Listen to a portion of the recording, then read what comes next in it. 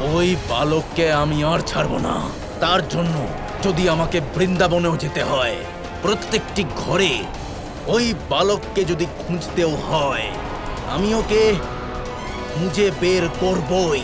এই কাজ করার জন্য আমি প্রত্যেক বালকের প্রাণও পর্যন্ত নিতে রাজি।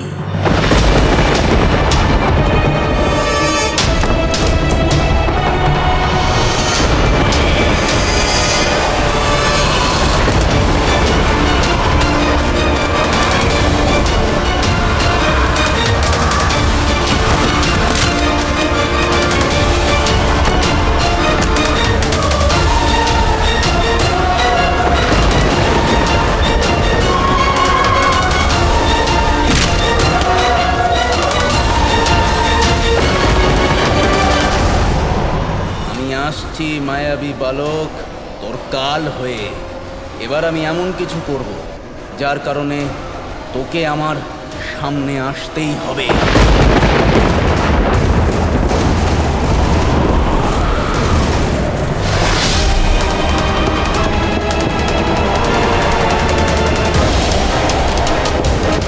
কেশি, আমি এখানে।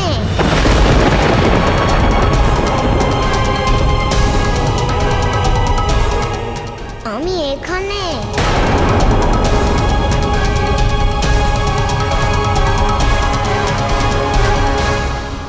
মূর্খ বালক, তুমি তো নিজেই নিজের মৃত্যুকে ডেকে আনলে।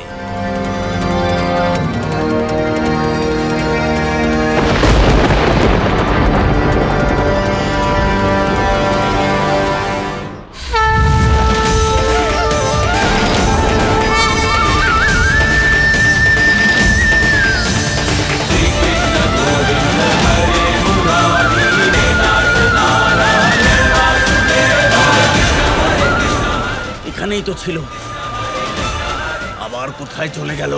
কেশি, আমি ঘাটে তোমার জন্য অপেক্ষা করছি। কেশি,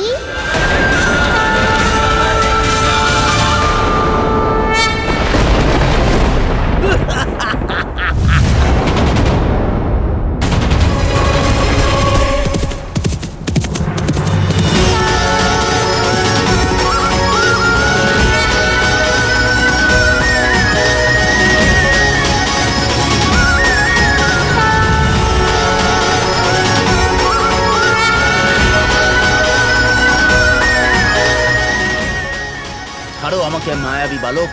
কে তুমি? আমার পিঠে কি করে বসলে?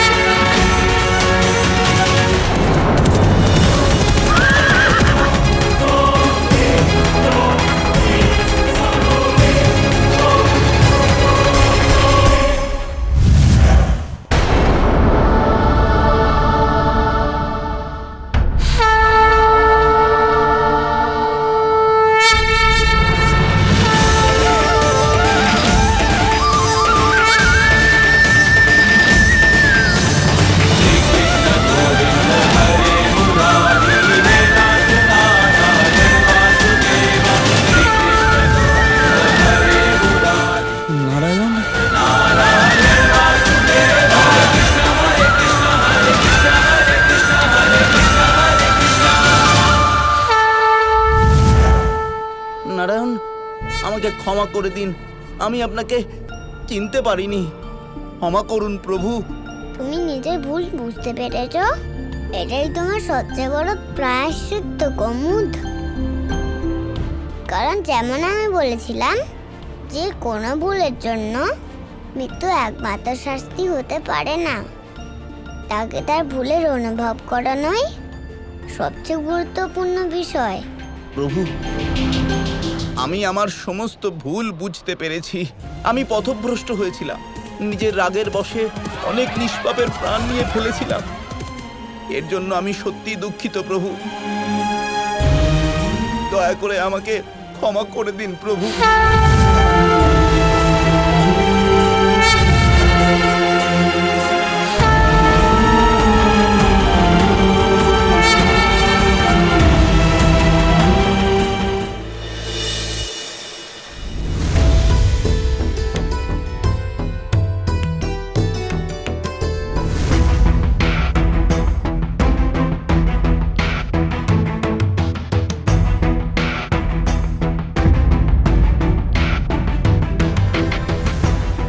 আমাদের সুন্দর বর্ষণার এ কি অবস্থা হলো? গতকাল রাতে ঝড় এসে সম্পূর্ণ গ্রামকে তছনছ করে দিয়েছে। এবার এই গ্রামে আমরা আর কি করে থাকবো, কি করে নিজেদের জীবন অতিবাহিত করব? এই বিষয়ে আমাদের প্রধান মশাইয়ের সাথে কথা বলতে হবে। হ্যাঁ হ্যাঁ, আমাদের প্রধান মশাইয়ের সাথে কথা বলতে হবে। প্রধান বৃষভানু মহাশয়,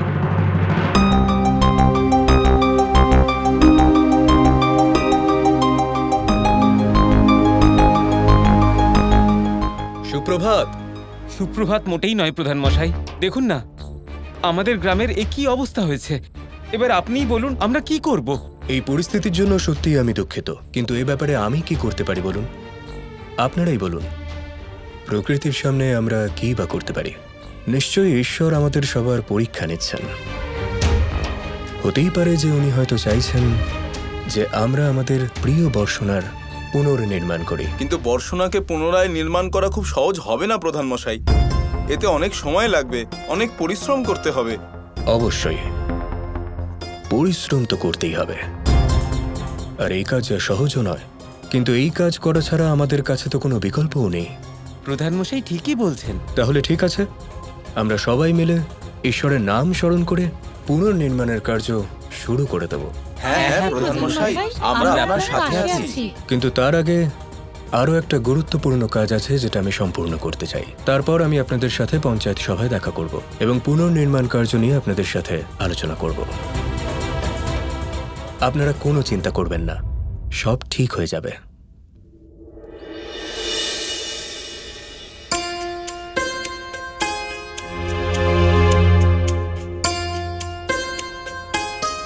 গতকাল রাতের ঝড় তো খুবই ভয়ানক ছিল প্রধান মশাই। ঘরের দরজা জানলা বায়ুর বেগে এমন ভাবে নড়ছিল যেন মনে হচ্ছিল কেউ নিজের হাতে তীব্র গতিতে ধাক্কা দিচ্ছে। কিন্তু নারায়ণের কৃপায় কোনো রকমের বড় বিপদ হয়নি। এই যা কিছু সামান্য ক্ষতি হয়েছে তা আমাদের পুনরায় তৈরি করতে হবে।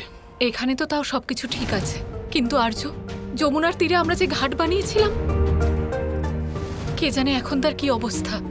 কারণ ঘাট পরিপক্ক হওয়ার মতো তো সময় পেল না, তাই না? আমাদের গিয়ে একবার দেখা উচিত। নারায়ণের কৃপায় যেন ঘাটের বেশি ক্ষতি না হয়।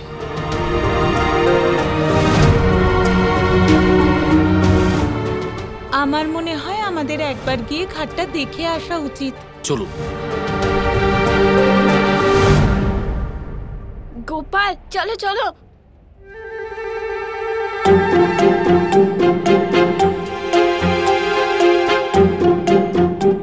কি হয়েছে গোপাল? এখন তো তোমার খুশি হওয়া উচিত, তাই না? ভেবে দেখো, ঘাট সুনির্মাণ হয়ে গেছে দেখে বৃন্দাবনবাসীরা কত প্রসন্ন হবে। কিছু তো বলো, ঘাট একদম ঠিক আছে তো? হ্যাঁ দাদা। তাহলে তুমি মন মরা কেন? ঘাটের বিষয় তুমি অন্য কিছু ভাবছো নাকি? না, আমি ঘাটের চিন্তা করছি না। আমার একটা অন্য বিষয় বিশেষভাবে ভাবাচ্ছে দাদা। কোন বিষয়ের চিন্তা? এই কেশি ঘাট আমি শুধু বৃন্দাবনবাসীদের জন্য নির্মাণ করিনি, বরং অন্য একটা কারণের জন্য বানিয়েছিলাম। কোন কারণে? একটা বিশেষ কারণে, এক বিশেষ ব্যক্তির জন্য বানিয়েছিলাম। সেই বিশেষ ব্যক্তি যিনি আমাদের এই বৃন্দাবনে অতিথি রূপে আসতে চলেছেন। বিশেষ ব্যক্তি? কে সেই ব্যক্তি? সেই বিশেষ ব্যক্তি বর্ষণা রাধারানী।